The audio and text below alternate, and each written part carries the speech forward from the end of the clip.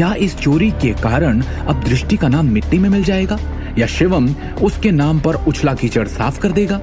क्या शिवम पता लगा पाएगा कि ये चोरी किसने की और दृष्टि के सपने को वापस पूरा करने में उसकी मदद कर पाएगा, या दृष्टि का ये सपना हमेशा हमेशा के लिए टूट जाएगा? कल गहनों की प्रदर्शनी का दिन है। ऐसा लगता है कि तुमने जानबूझकर उस कचरे के टुकड़े को फेंक दिया और निर्दोष होने का नाटक करके सभी की सहानुभूति हासिल करना चाहती थी। हो सकता है कि तुम्हारे पास वास्तव में इस लाखों करोड़ों के गहनों को डिजाइन करने के लिए काबिलियत नहीं है। तुम्हारा इरादा स्थिति से बाहर निकलने और एक ही समय में पैसे चोरी करके सबको बेवकूफ बनाने का था, है ना? हालांकि क्या तुमने सच में ये सोचा था कि यहाँ हर कोई मूर्ख है?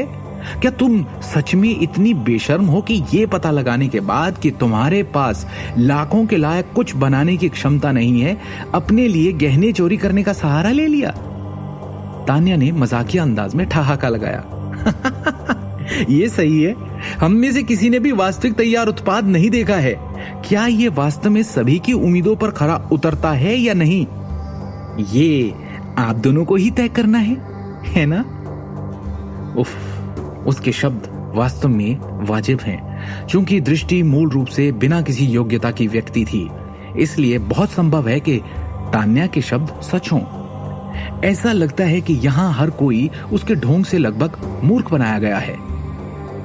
अमिताभ नारंग के समूह के कुछ अधिकारियों ने एक के बाद एक आलोचनाएं करना शुरू कर दिया। ऐसे लोगों को कंपनी में रहने की अनुमति कैसे दी जा सकती है? दर्श सिंघानिया ने ठंडे स्वर में कहा।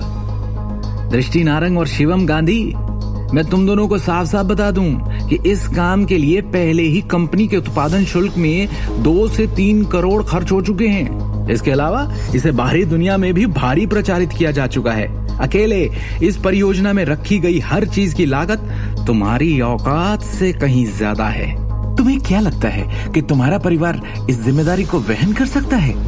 कल एक बार ज्वेलरी प्रदर्शनी आयोजित होने के बाद हमारी कंपनी को इस मामले के कारण भारी नुकसान झेलना होगा और तुम्हारा परिवार निश्चित रूप से हमारी कंपनी के इस नुकसान का भुगतान नहीं कर सकता, भले ही तुम लोग दिवालिया हो जाओ। इस बारे में बोलते हुए दर्श ने फिर से उपहास किया और कहा, कंपनी के उपाध्यक्ष और निदेशक मंडल के एक स्थायी सदस्य के रूप में मैं निश्चित रूप से अपनी व्यक्तिगत नाम का उपयोग तुम दोनों के खिलाफ कानूनी मुकदमा दायर करने के लिए कर सकता हूं, जो इस परियोजना की प्रभारी हो।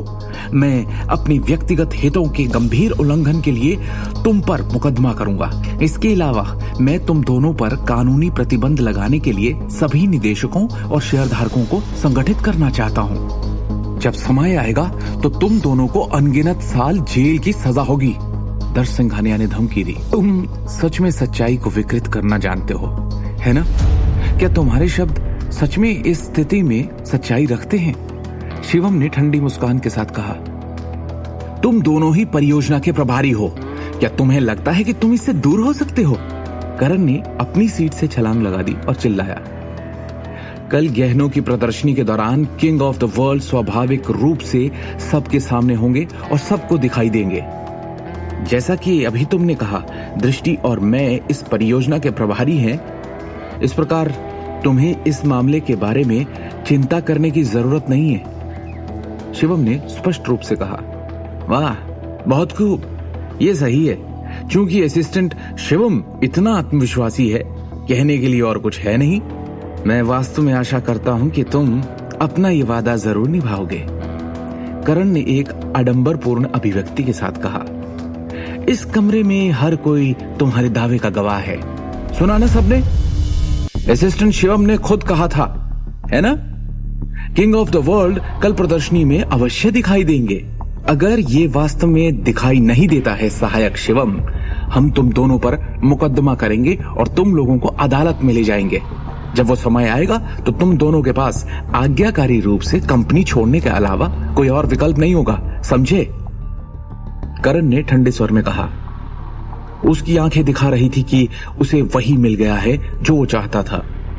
शिवम ने करण को घूरते हुए देखा। लेकिन कुछ नहीं कहा। आगे की कहानी जानने के लिए देखिए अगला एपिसोड सिर्फ पॉकेट एफएम के यूट्यूब चैनल पर, और शिवम द हिडन वॉरियर के सारे एपिसोड्स को सुनने के लिए डिस्क्रिप्शन में दी लिंक से डाउनलोड करें पॉकेट एफएम ऐप।